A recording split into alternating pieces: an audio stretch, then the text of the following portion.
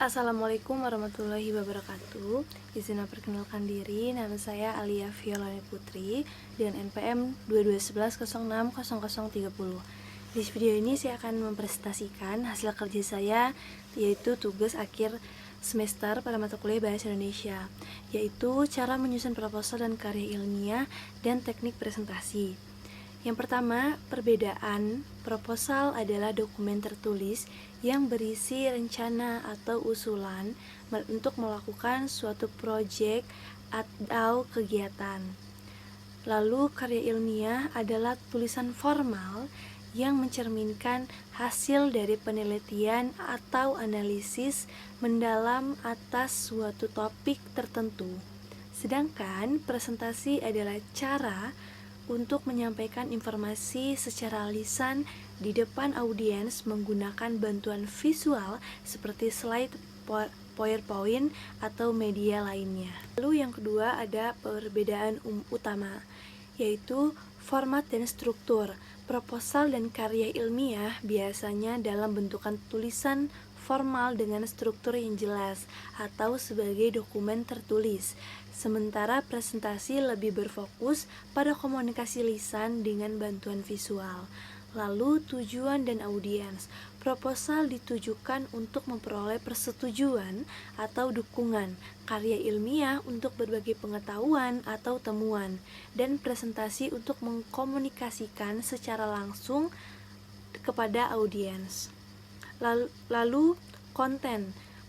Proposal lebih fokus pada rencana atau detail implementasi, karya ilmiah pada analisis dan temuan, dan presentasi pada penyampaian informasi dengan cara yang menarik dan mudah dimengerti.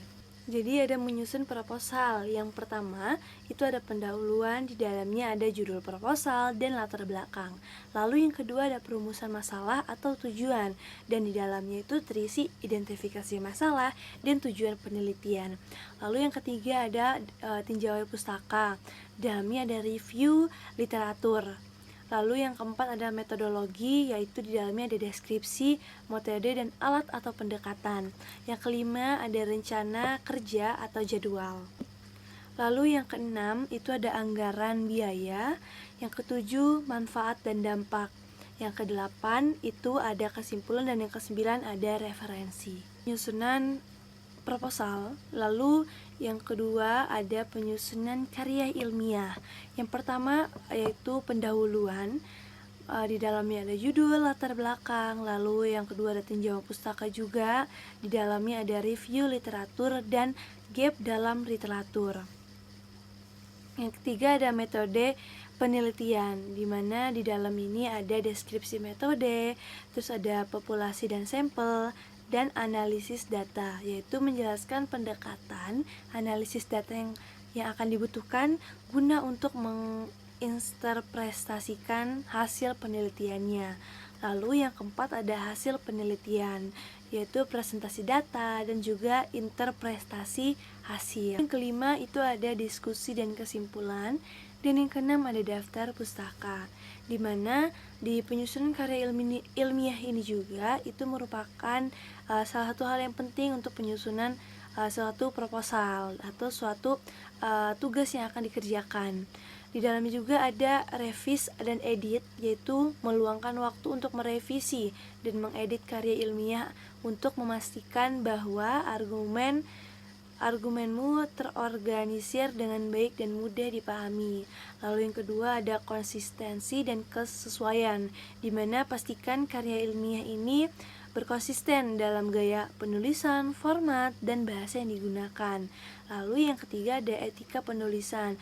Ini sangat-sangat penting karena ini sebagai nilainya juga di dalam karya ilmiah tersebut, yaitu dengan jaga integritas akademik dengan mengutip sumber secara tepat dan menghindari plagiasi. Penyusunan proposal sudah dan penyusunan karya ilmiah sudah. Lalu selanjutnya ada teknik presentasi. Yang pertama, penyusunan materi yang jelas, di mana pemateri harus lebih memahami materinya sebelum mereka mempresentasikan materi tersebut. Lalu yang kedua ada penguasaan materi, yang ketiga ada menggunakan visual dengan efektif, yang keempat ada berbicara dengan jelas dan percaya diri, karena dengan cara artikulasi yang jelas itu bisa membuat audiens atau yang menonton pemateri ini itu senang, karena dengan artikulasi dan pembicaraan yang jelas, dengan gaya percaya diri, karena dengan adanya percaya diri itu bisa membuat kita sebagai presentatornya juga lebih aware terhadap audiensnya. Lalu yang kelima, menggunakan cerita atau contoh yang relevan, tidak mengandung sara juga, karena itu bisa membuat presentasi menjadi kacau. Jadi menggunakan contoh dan cerita yang lebih baik. Dan yang keenam ada interaksi dengan audiens, di mana ini sangat penting supaya audiens tidak suntuk, tidak boring selama mendengarkan presentasi dimulai gitu. Makanya dengan cara presentasi menggunakan teknik mengobrol, teknik tanya jawab supaya audiens tidak boring. Lalu yang ketujuh, menggunakan teknik audiovisual, dan yang kedelapan berlatih dan menerima umpan balik.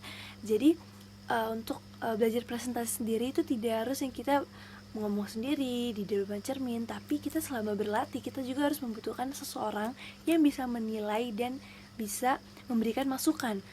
Sebenarnya kita di presentasi itu kurangnya apa dan kurangnya bagaimana, gimana caranya supaya itu sebagai perfect, supaya bisa ditampilkan dengan baik di depan audiens nanti. Lalu yang kesembilan, memperhatikan waktu, karena biasanya kita sebagai presentator dan akan mempresentasikan hasil itu mempunyai waktu yang terbatas, tidak semena-mena kita punya waktu yang banyak gitu. Nah ini memperhatikan waktu supaya kita yang akan mempresentasikan sesuatu tuh bisa paham dari slide per slide, supaya tidak terbuang waktunya dan tidak menghabiskan cuma di satu slide PPT saja, tapi bisa kebagian ke semua PPT. Lalu yang ke-10 itu ada evaluasi dan pelajari setiap presentasi. Di mana ini adalah salah satu hal yang penting supaya presentasi berikutnya itu bisa berjalan dengan lancar, dengan baik, karena kita sebelumnya melakukan evaluasi presentasi. Terakhir, teknik presentasi yang efektif. Yang pertama, menguasai materi, di mana menguasai materi ini salah satu hal yang penting supaya kita cara menjelaskannya, cara kita menjawab pertanyaan audiens itu lebih mudah karena kita menguasai materinya. Tidak harus hafal, yang penting kita paham akan adanya materi. Lalu yang kedua, melatih kemampuan berbicara atau melatih kemampuan public speaking, karena dengan adanya melatih kemampuan public speaking ini bisa membuat kita lebih percaya diri, lebih membuat kita lebih paham nih akan audiens. Lalu kita juga bisa dipandang dengan baik dengan cara kita berbicara dengan baik. Lalu yang ketiga ada antusias dalam menyampaikan materi. Nah, dimana poin ini sangat penting karena antusias kita dalam menyampaikan materi itu sangat penting, dengan cara mengekspresikan sesuatu, dengan cara body language kita, menggunakan gerak tangan, itu menjadi poin plus supaya kita bisa menjadi pemateri atau narasumber yang baik. Lalu yang keempat itu ada percaya diri. Ini sudah aku bilang dari awal, percaya diri merupakan salah satu hal yang sangat dibutuhkan di saat kita menyampaikan presentasi, karena ini adalah yang sangat-sangat penting untuk dilakukan, yaitu dengan cara percaya diri supaya kita tidak ada mempanggung, tidak deg-degan, tidak gagu pas berbicara di depan umumnya. Seperti maaf bila ada kata-kata yang kurang tepat, kepada Allah aku mohon ampun. Aku akhiri, wassalamualaikum warahmatullahi wabarakatuh.